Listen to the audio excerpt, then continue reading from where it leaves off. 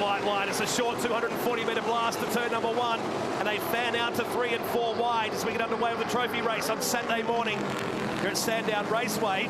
Around the outside straight away is Cam Mason on Williams. There's Cam Tilley going around. He's going to be lucky not to be collected, and inevitably he was by Rob Hackwood.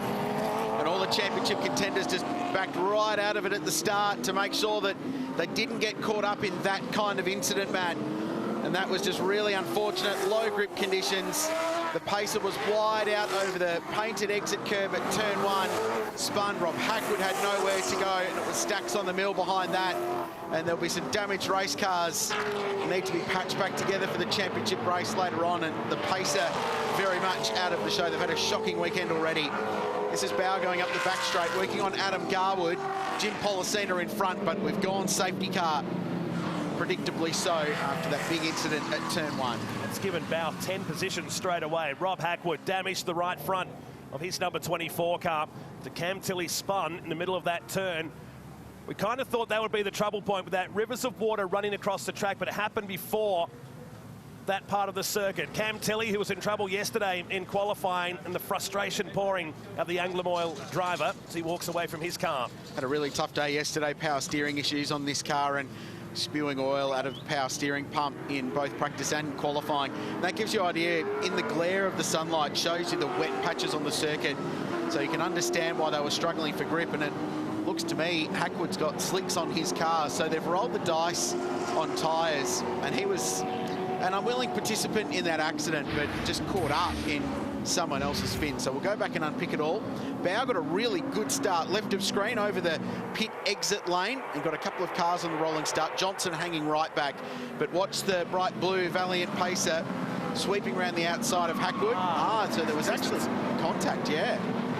So 1 in, 1 out, so contact between the 24 and the 60. So it wasn't the track conditions down there sending 2 Tiranas and the HQ Monaro towards the grass. It shows you how much water is still on the outfield here from the rain we had yesterday and overnight here in Melbourne. There's another replay, in-car heading down to turn number 1. It's a short little squirt down to turn number 1, isn't it?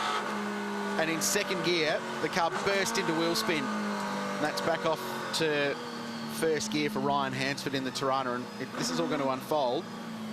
There's the smoke. Days of Thunder, he can drive through it. Ryan, he cops whack for his troubles. Does he keep it out of the fence? Just a bit of rallycross for the Queenslander. Somehow miraculously drives out of the mud as well. And nice of him to avoid the Virgin Australia signs down there. $500 a piece, they become a bit expensive when they start getting knocked down. And here it is again, low down. One from that angle, it looked like Hackwood perhaps got a little bit of an assistance earlier in the corner from Jeremy Gray in the Ford Capri as well. Just one of those concertina efforts. So radiator damage to the front of the Valiant pacer. Here it is from the Amarok V6 drone cam, and there's the frontal contact that did the damage to the pacer. In crash terms, looked like a reasonably gentle hit, that last one, which has caused the damage to the Valiant. So I'm hoping they can get that fixed. But there's the contact. And for all the driving skill that Cameron Tilley's got, that's the kind of oversteer you don't catch.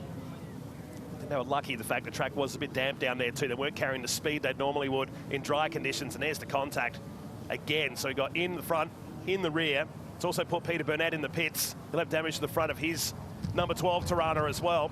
So safety car is out here. We didn't get a lap in the books in the Paynter-Dixon Touring Car Masters, the trophy race here today with race 1 of the series later on this afternoon here at the Penrite Oil Sandown 500. And for the second time, they've got a leak under that car. A little